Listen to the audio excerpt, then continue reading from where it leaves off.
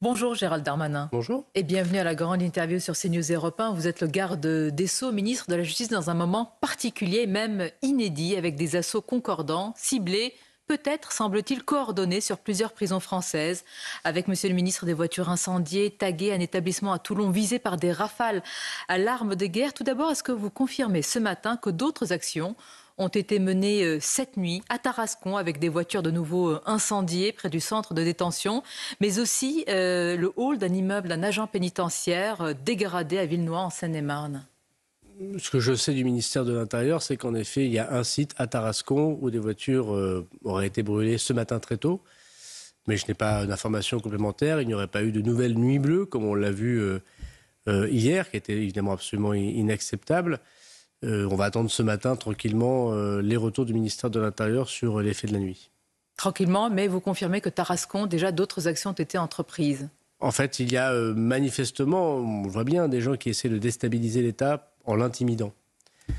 Pourquoi le font-ils? C'est très intéressant. Ils le font parce que nous prenons des mesures contre le laxisme qui existait peut-être jusqu'à présent dans les prisons, qui a mené notre pays à des difficultés extrêmement graves, des réseaux de drogue qui continuent à partir des cellules carcérales, on commande des assassinats, on blanchit de l'argent, on menace des policiers, des magistrats, des agents pénitentiaires et on s'évade, comme c'est le cas de M. Amra, il y a maintenant quasiment un an au péage Incarville, en faisant assassiner 2 agents pénitentiaires à la Kalachnikov. Intimidation, dites-vous, ou déclaration de guerre? Non, quand des agents sont menacés, des bâtiments publics visés, l'État?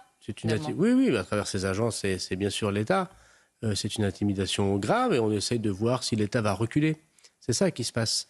Je pense qu'il faut prendre les choses avec beaucoup de fermeté, beaucoup de calme et beaucoup de détermination. Nous mettons en place, dans la loi narcotrafic que j'ai portée, un régime carcéral inédit, semblable à la loi antimafieuse italienne, qui a montré son efficacité en Italie. Nous créons des prisons de haute sécurité qui n'ont jamais existé en France. Et pourquoi êtes-vous sûr que c'est la main des narco-bandits? Pourquoi est-ce sûr que c'est une action des narcotrafiquants? Le parquet national Vous excluez la piste de la mouvance d'ultra-gauche à cet instant? En nature, ayant été ministre de l'Intérieur, je n'exclus rien, mais quand on tire à la Kalachnikov contre des centres pénitentiaires comme hier à Toulon, voilà, c'est plutôt un mode opératoire de délinquants, de jeunes délinquants qui sont peut-être payés quelques milliers d'euros pour faire ce genre de choses. Des contrats, donc? Sans doute. En fait, avec on essaye. Un commandant, un noyau dur, monsieur le ministre, pour une telle coordination ou concordance? Non, les réseaux sociaux, désormais, créent ce genre de moments mimétiques qui visent, en effet, à essayer, sur tous les points du territoire, à faire reculer l'État, à ce que les agents pénitentiaires prennent peur, à ce qu'ils demandent peut-être la grève, à ce qu'il y ait des débats politiques pour dire le ministre de la Justice va trop loin dans sa fermeté. Mais on ne va pas reculer. Malgré les menaces, hein. Encore cette nuit. On ne va pas reculer parce que, d'abord, on ne menace pas l'État. Parce que si l'État recule, il n'y a plus rien, il n'y a plus de protection des Français. L'État, c'est le bien le plus pauvre, le bien pour les plus pauvres, la protection. Et deuxièmement, parce que vous comprenez bien que quand j'étais ministre de l'Intérieur, je le voyais, les gens qui trafiquent de la drogue, la criminalité organisée, ils sont dans 2 endroits. Soit ils sont à l'étranger, parce qu'ils fuient la police française, la justice française. Ils sont aux Émirats arabes unis, ils sont au Maghreb, ils sont en Thaïlande.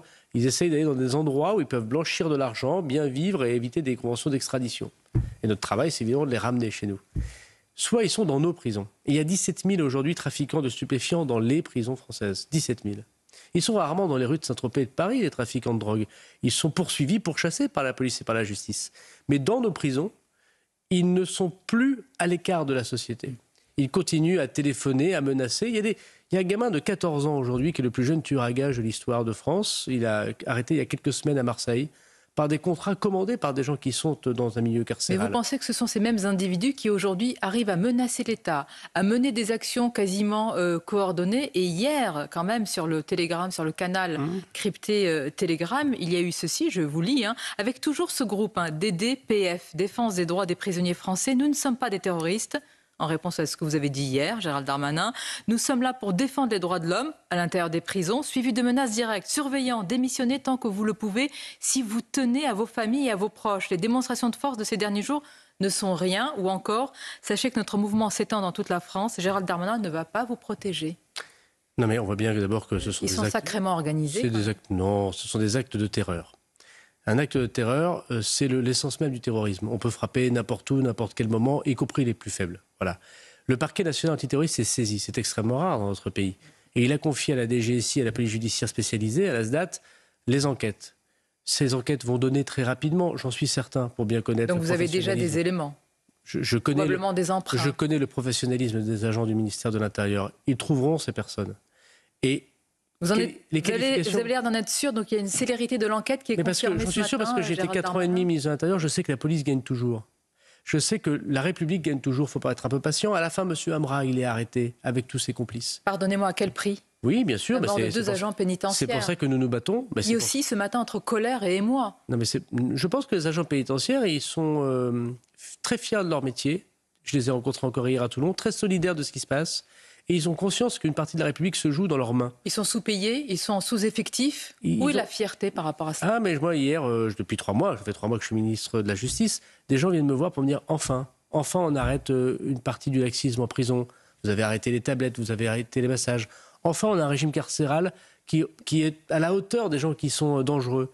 Enfin, on a des prisons de haute sécurité. Enfin, on a un discours qui consiste à dire, en prison, bien sûr, une partie d'entre eux, des détenus, doivent être réinsérés, parce qu'on n'est pas là pour juger une deuxième fois les détenus. Évidemment, il y a des choses indignes qui se passent en détention. Il faut construire des places, il faut recruter des personnels, et il faut être plus attentif, sans doute, au sort humain d'un certain nombre de détenus.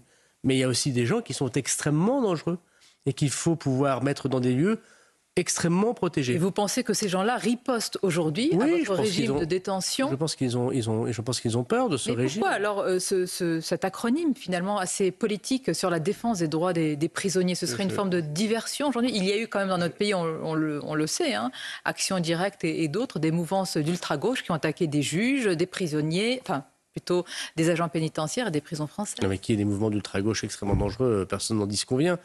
La guerre que nous menons, c'est une guerre contre le narco-banditisme. Des pays n'ont pas fait ça. La Belgique, les Pays-Bas. Mais regardez les États-Unis d'Amérique, première cause de mortalité des États-Unis d'Amérique, le fentanyl, c'est une drogue de synthèse. Des pays ont sombré dans une puissance donnée au narco-banditisme qui peut désormais menacer les agents de l'État, menacer les hommes politiques, menacer les avocats, tuer des journalistes. Nous en sommes là aussi ? Non, on n'en est pas là parce que nous prenons des mesures extrêmement fermes. Mais on n'en est pas loin d'être là. C'est-à-dire que la prochaine étape demain, évidemment vous faites tout pour l'éviter, ce pourrait être des tentatives d'assassinat ciblées sur des agents pénitentiaires ou autres. Mais regardez, moi, quand j'étais à l'intérieur, M. Masson était policier et tué à Avignon, assassiné sur un point de deal. Bien sûr, il y a 150 magistrats aujourd'hui qui sont protégés par la police parce qu'ils font leur travail pour mettre des narco-bandits en prison. Il y a la directrice et le directeur des Baumettes qui ne peuvent plus être en fonction parce qu'ils sont menacés personnellement. Il y a déjà des menaces, mais ce que je veux vous dire, c'est que nous sommes à minuit moins le quart. Et nous réagissons extrêmement fermement. Et je pense que ce qui devrait rassurer les Français aussi, et ce qui rassure une partie des agents pénitentiaires, c'est de voir que nous prenons des mesures extrêmement fermes, qu'il faut réagir les narcotrafiquants. Ce qui se passe aujourd'hui est très intéressant. C'est la première fois que l'État français prend des mesures à ce point fermes, à ce point dangereux pour leur trafic, qu'ils en sont à prendre ce genre d'initiative qui est extrêmement dangereuse. On peut le voir ainsi. Vous dites qu'il est minuit moins quart. Certains ont plutôt l'impression qu'il est minuit moins une. Comment se fait-il que nos renseignements n'ont pas pu quand même, ou alors peut-être qu'il y avait des signes, ou des signaux n'ont pas pu anticiper une telle attaque qui semble quand même coordonnée. Ça, c'est le travail du ministère de l'Intérieur. Que vous connaissez parfaitement. D'abord, je compte beaucoup sur lui, sur le ministre de l'Intérieur, sur les agents, pour protéger les agents pénitentiaires, les prisons. Combien de temps cette protection? Elle ne peut être que autant que ça durera. Mais non, autant que ça durera. Il y a 300 000 policiers et gendarmes. Les prisons, c'est un lieu extrêmement symbolique. Donc aujourd'hui, on va protéger les agents pénitentiaires. Et demain, on protégera peut-être les policiers qui protègent les agents pénitentiaires. C'est normal que les policiers et les gendarmes fassent des rondes autour des centres pénitentiaires ou interpellent des personnes qui vont aller menacer des agents pénitentiaires. C'est logique. C'est un métier très difficile d'être agent pénitentiaire. Et une partie de la République se joue là. Vous comprenez bien qu'une grande partie des gens qui font du trafic de drogue sont déjà en prison. Et ce qui est inacceptable pour les Français, et que moi je n'accepte pas, c'est que de la prison, ils continuent à gérer leur trafic. C'est ça qui est insupportable. Et nous mettons fin à ça. Nous mettons fin, pour une grande partie des trafiquants de drogue, au fait qu'ils vont pouvoir continuer à blanchir de l'argent, à téléphoner, à se faire livrer par drone des informations, à pouvoir commander un certain nombre d'assassinats, des points de deal à Marseille, du blanchiment d'argent à Dubaï. Nous mettons fin à ça. C'est pour ça qu'il y a cette réaction. En attendant, oui, il y a cette réaction. Une menace également sur la prison de Vendin-le-Vieil. Est-ce que vous confirmez des menaces et un survol de drones hier sur l'établissement? Exactement. Donc je crée 2 prisons de haute sécurité. Une à Vendin-le-Vieil dans le Pas-de-Calais le 31 juillet, qui aujourd'hui est en travaux. On a vidé de son contenu cette prison. On y fait les travaux. Et le 31 juillet, il y aura les 100 premiers narcotrafiquants de cette prison. Puis le 15 octobre à Condé-sur-Sarthe dans l'Orne, oui, il y a des menaces sur ces prisons. Et on a depuis plusieurs semaines, on ne l'a pas dit médiatiquement, on a pu intervenir pour empêcher ce genre de passage à l'acte. Parce qu'effectivement, je pense que ça dérange énormément les narcotrafiquants. Ce que fait la France aujourd'hui... Il y a eu des actes qui ont été déjoués donc depuis plusieurs semaines. Oui, il y a des... Contre des prisons et des agents pénitentiaires. En tout cas, contre des lieux. Je pense que ce qui est visé là, évidemment, même si les agents sont très touchés, et c'est tout à fait normal, c'est d'abord effectivement une atteinte contre les symboles de l'État. Mais à Toulon, si un agent pénitentiaire était devant l'établissement, il aurait pu être touché par cette l'arme de guerre. C'est extrêmement grave. Le parquet national antiterroriste qui s'est saisi et qui a ouvert sur 3 qualifications, dont association de malfaiteurs en vue de commettre un crime terroriste, c'est extrêmement grave, bien sûr, c'est extrêmement grave. Et vous maintenez que ce sont des terroristes pour vous, Gérald Darmanin? Non, mais c'est le parquet national qui s'est saisi. Quand le parquet national se saisit antiterroriste, c'est une qualification terroriste. Quand on propage la terreur, qu'est-ce qu'on est? Ben évidemment, mais ce sont des actes qui relèvent de la terreur, donc du terrorisme. Je l'ai dit, je me suis rendu moi-même à Toulon. Je pense que je suis un garde des Sceaux très proche de ces agents. Je veux aussi dire que la République se joue là avec beaucoup de détermination. Est-ce que ces mots portent encore? Si nous reculons, oui, bien sûr. Sûr. Vous savez, depuis 3 mois... La République ne reculera pas. On ne cèdera rien. En attendant, on est visé, on est menacé, on est ciblé. Est-ce que ce n'est pas la mexicanisation de la France qui est en cours? Nous l'évitons. Nous faisons ce que d'autres pays n'ont pas fait. Vous savez, depuis que nous avons adopté ce régime carcéral très dur, depuis que nous faisons ces prisons de haute sécurité, je vois beaucoup de ministres de la Justice venir en France, encore le cas hier, me demander comment nous allons faire, comment nous faisons, comment ils peuvent faire pareil. Comme nous avons copié, comme nous copions les Italiens, qui ont été extrêmement courageux. Donc vous savez, c'est un moment très difficile pour les agents pénitentiaires, pour la République. Mais les Français le voient bien qu'il y a un point de deal près de chez eux. Qu'est-ce que vous leur dites? Ils voient bien que les trafiquants étaient en train d'imposer leur loi. Et nous sommes extrêmement fermes. Et je pense qu'ils ont compris que nous étions fermes. Parfois, les classes de maternelle doivent bouger, délocaliser parce qu'il y a un point de deal. Est-ce que ce n'est pas une défaite? Je l'aurais jamais fait. Vous l'auriez jamais fait. Pour vous, c'est une défaite de l'État. Oui, c'est une défaite de l'autorité publique. Évidemment, j'étais maire d'une commune, Tourcoing, très difficile. Jamais j'ai déménagé un service public, encore moins une classe. Ça, c'est sûr. C'est vrai que c'est difficile. Il faut parfois être tous les jours à la police, la nuit, le matin. Pour les maires de France, c'est un sacerdoce d'être maire aujourd'hui.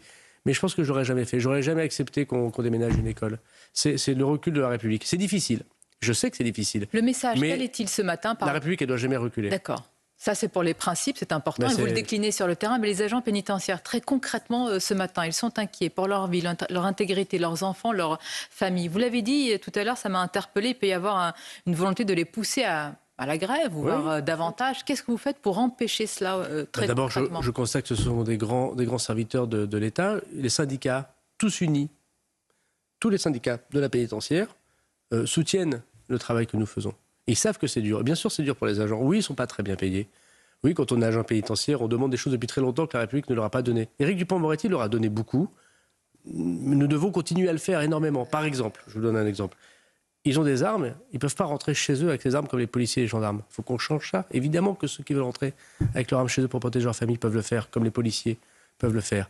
Par exemple, ils n'avaient pas d'anonymisation. Donc je suis un agent pénitentiaire, je fouille une cellule d'un détenu, je trouve un téléphone portable, je dois faire un petit procès verbal pour le dire. On mettait les noms et les prénoms jusqu'à présent des agents pénitentiaires. On va changer ça dans la loi, j'ai fait voter l'anonymisation pour qu'on ne reconnaisse pas cet agent pénitentiaire. Par exemple, il n'y a pas d'habilitation faite par les services du ministère, par exemple de l'Intérieur, pour voir les faiblesses et difficultés, parce qu'il y a aussi des agents, petites parties, très petites, mais qui sont corrompus, qui peuvent donner des informations sur les autres. Et évidemment, on ne peut pas accepter des brebis galeuses dans l'administration. Donc il y a un changement très important à faire dans une fonction publique qu'on a peu respectée. Les gens connaissent peu les agents pénitentiaires. C'est pourtant un métier extrêmement difficile et essentiel pour la République. Vous avez tellement raison de le souligner. On entend ce que vous dites par rapport à ces agents et plus largement, Gérald Darmanin, par rapport aux magistrats, notamment les magistrats marseillais, qui il y a quelques mois avaient tiré la sonnette d'alarme. Vous venez d'évoquer Éric Dupond-Moretti vous-même. Il avait dit pas de défaitisme, alors que ces magistrats, ils ont même été en partie sanctionnés, entre guillemets, avaient dit attention, on va vers un narco-État. Et la guerre est en passe d'être perdue, avait-il ajouté. Ils ont tort? Ils avaient tort de dire cela? Je pense que personne n'a tort lorsque on fait son devoir d'alerte vis-à-vis des pouvoirs publics, quand on est magistrat, policier, et qu'on voit bien ce qui se passe sur le terrain, comme les maires, comme je le suis, le voient. Voilà. Il n'y a rien de pire dans le monde que de ne pas nommer les choses telles qu'elles sont. Et au ministère de la Justice, de temps en temps, les mots ne correspondent pas à la réalité. Les gens sont à l'isolement en prison, en fait, ils ne sont pas isolés. Les gens sont condamnés à la peine de prison et ils ne vont pas en prison. Ça, les Français ne le comprennent pas. Si j'ai un but au ministère de la Justice, c'est que les mots correspondent aux choses. Je traduis, ça veut dire arrêter le laxisme depuis plusieurs années. Je dirais pas, c'est un mot un peu facile, c'est votre interprétation. En tout cas, Vous avez démarré l'entretien en disant stop au laxisme. Parce qu'il y avait dans les prisons françaises des habitudes comme les massages ou les tablettes numériques qui étaient pas dignes, voilà, que j'ai arrêté. Mais je pense que ce qui nous manque parfois, c'est le bon sens. Moi, je viens de province, j'ai du bon sens, et ça manque parfois, de manière générale, aux politiques. J'applique le bon sens au ministère de la Justice. Le bon sens au ministère de la Justice, c'est de faire que lorsqu'il y a des gens en prison, ils ne puissent plus continuer leur trafic. Ça paraît simple, mais c'est essentiel pour la République. Et les magistrats marseillais ont eu raison de nous interpeller. Je suis arrivé le 23 décembre à la Chancellerie. Et dès le 24 décembre, au moment où j'ai pris mes fonctions, j'ai dit que les prisons françaises étaient ma priorité. C'est très important parce que ce qui se passe dans les prisons françaises, c'est une partie de notre sécurité de demain. Et c'est le miroir de notre société. C'est vrai pour le terrorisme. Nous avons des gens qui sortent de prison et qui ont été condamnés pour terrorisme. C'est vrai pour la délinquance et c'est vrai aussi pour la réinsertion. Aujourd'hui, 70% des détenus récidivent. Donc une partie de la délinquance se passe dans nos prisons. On gère mal nos prisons. Donc il faut revoir tout de A à Z.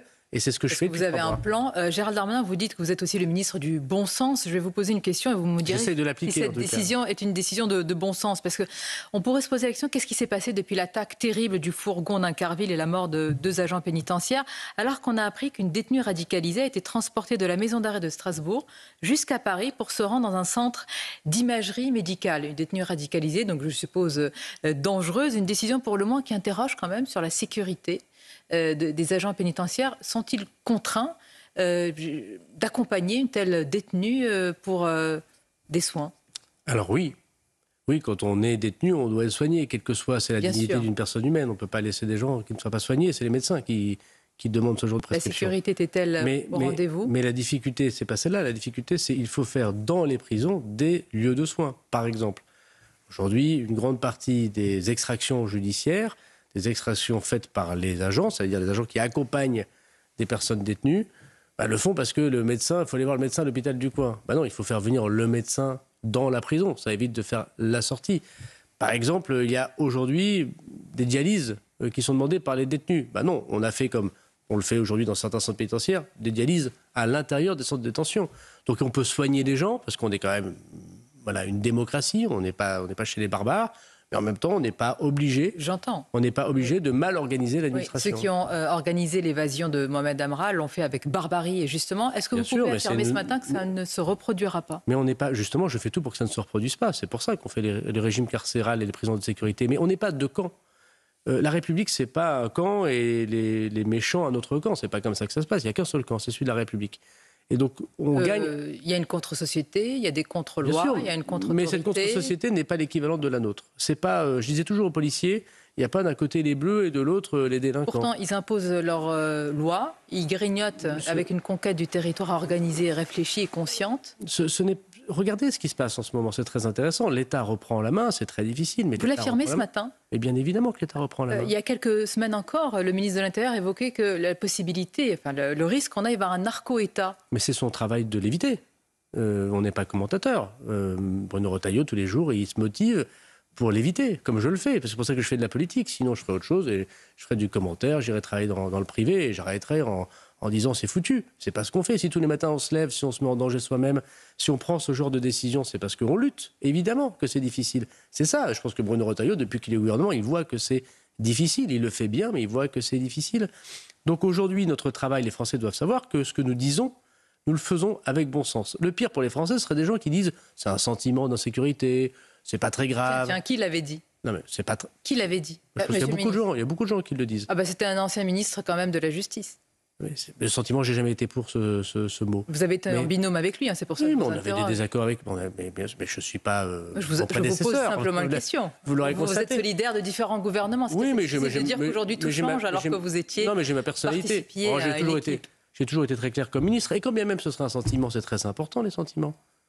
L'amour, la haine, la jalousie. Vous pensez que l'insécurité est un sentiment? Non, je dis que quand bien même ce serait c'est très important de le prendre au sérieux. Il ne faut pas mépriser les sentiments. Si les gens ont le sentiment d'avoir peur, il faut les protéger.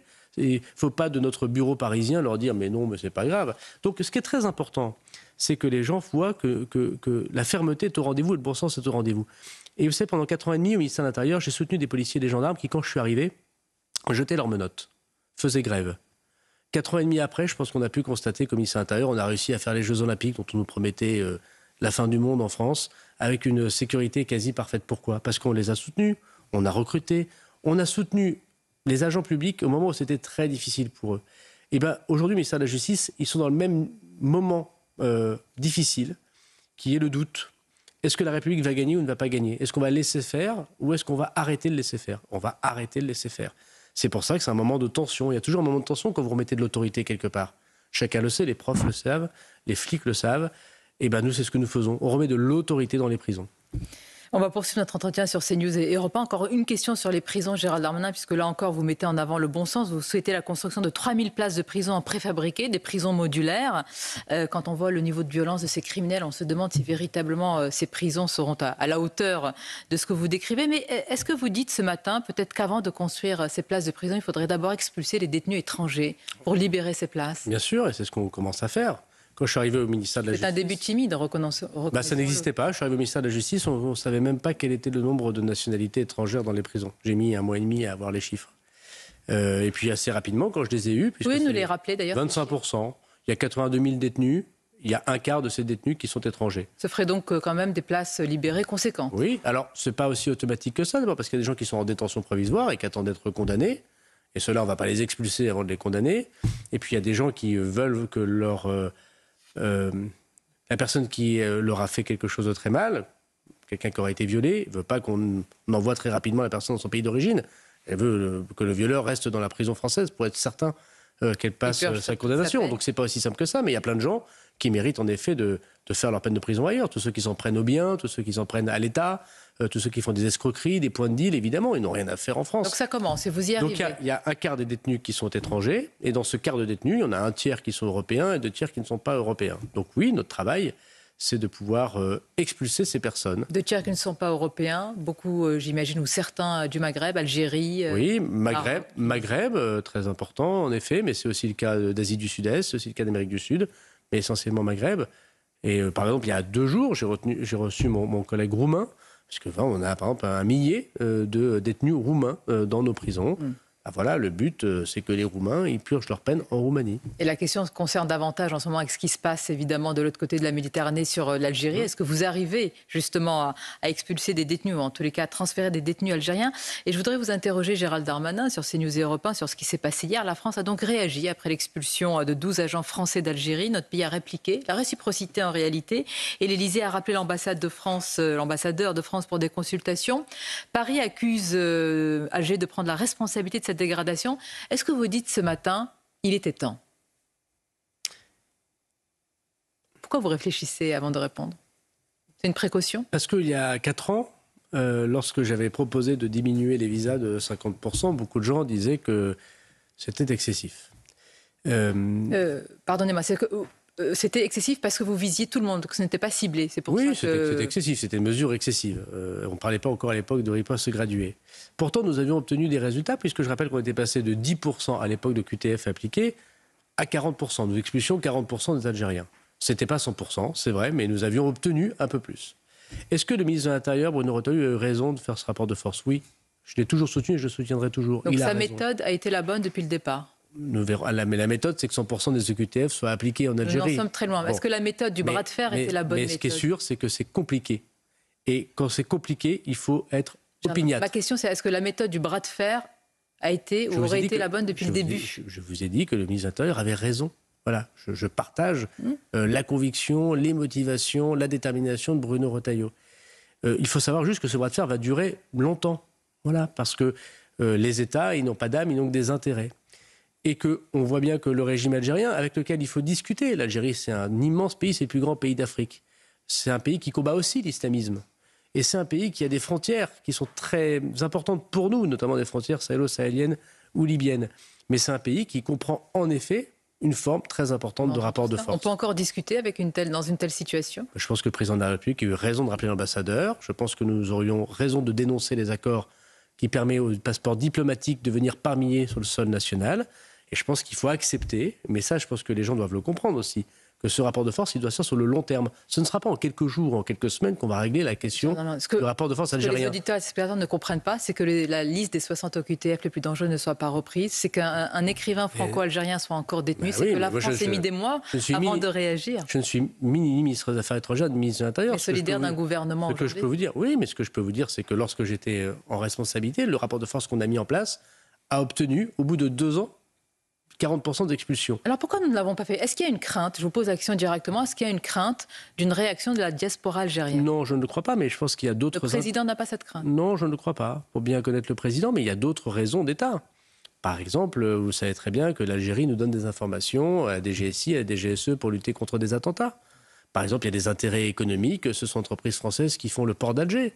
Par exemple, parce que nous avons besoin aussi du grand pays qu'est l'Algérie pour lutter contre d'autres mouvements migratoires qui viennent du Sahel. Quelle situation paradoxale quand même. Là, évidemment, avec l'Algérie qui est un grand pays, on partage des informations sur le terrorisme, mais en même temps, c'est un individu sous OQTF ressortissant algérien qui a frappé à Mulhouse et que nous n'arrivons pas à expulser. Mais on ne peut pas ne pas voir non plus que l'Algérie a connu plus de 200 000 morts du fait de l'islamisme radical. Ah, mais évidemment, c'était la période noire. Donc on peut très bien dénoncer Boualem Sansal en disant que ça pourrait arriver, dit-il, avec précaution. Et que l'Algérie a aussi travaillé beaucoup avec nous contre l'islamisme radical. Et quand j'étais ministre de l'Intérieur, l'Algérie nous a aussi donné des informations pour déjouer des attentats. Vous permettez une question plus personnelle sur ce sujet, sur votre parcours.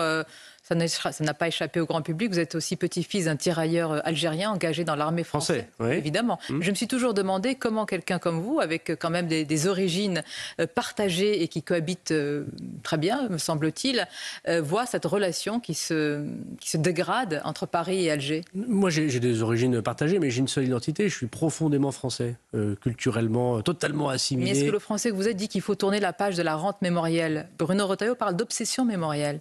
Oui, mais je pense que de manière générale, le passé est le passé. La France n'a pas à s'en excuser. On peut comprendre que des pays soient touchés par ce passé, mais ce qui est important quand on fait de la politique, moi j'ai 40 ans, c'est l'avenir. Voilà. Et de manière générale, notamment en Algérie, l'idée que l'on reparle sans cesse de ce qui s'est passé auparavant empêche l'avenir de voir les horizons nouveaux. Et la jeunesse algérienne, elle ne pense pas comme ça, voyez. Donc il faut aussi que les dirigeants français ne pensent pas comme ça. Mais ce qui est certain, c'est que nous avons avec le régime algérien des différences profondes. Et nous sommes un problème de politique intérieure parfois pour l'Algérie. Et c'est ce qui ne va pas. C'est pour ça que je vous posais la question de la diaspora algérienne. Oui, mais... il y a donc un lien entre politique étrangère et politique intérieure. Mais moi je distingue soit les gens sont algériens, soit les gens sont français. S'ils sont français, je les considère comme des Français. Ils ont des origines, ils ont des habitudes, mais ce sont des Français. Et donc je ne leur demande pas d'avoir un lien avec leur État. Mais est-ce que le régime algérien les considère ainsi? Mais en tout cas, ils doivent les considérer ainsi. C'est ça la souveraineté d'un pays. C'est de ne pas considérer qu'il y a des gens qui sont éternellement vos subordonnés. Pourquoi cette situation est très grave aujourd'hui en Algérie? Parce que l'Algérie aurait organisé sur le sol national une tentative d'enlèvement pour un opposant politique. Ça, c'est pas une façon de faire. Et il pense que la justice est télécommandée et que la mise en examen de cette personne a été une réponse finalement à l'emprisonnement de Boualem Sansal. Que répond le ministre de la Justice? C'est peut-être le moment aussi, évidemment, mais les dirigeants algériens, clarification. Les dirigeants algériens connaissent extrêmement bien la France. Et ils savent très bien que nous ne commandons ni la presse, ni la justice. Et c'est normal parce que nous sommes une démocratie. Ils le savent très bien. Après, il y a des jeux politiques qui sont désastreux pour nos deux pays et pour le monde. Mais la France a raison de mettre un point d'arrêt, de rappeler son ambassadeur. J'espère demain qu'elle dénoncera les accords. Ce qui n'empêchera pas... D'abord l'accord de 94 et puis ensuite effectivement l'accord de 68. Et puis le jour où on regardera l'avenir, on arrêtera de regarder le passé, on sera respecté comme État, comme l'État français doit être respecté. Il faudra évidemment reparler au grand pays qu'est l'Algérie et au grand peuple que sont les Algériens. Mais aujourd'hui, manifestement, ne sont pas capables d'avoir une relation d'égal à égal. Regardons l'avenir. Donc, exactement. Merci Gérald Darmanin. C'était votre grande interview. Je vous remercie. Je vous dis à bientôt. Merci à vous.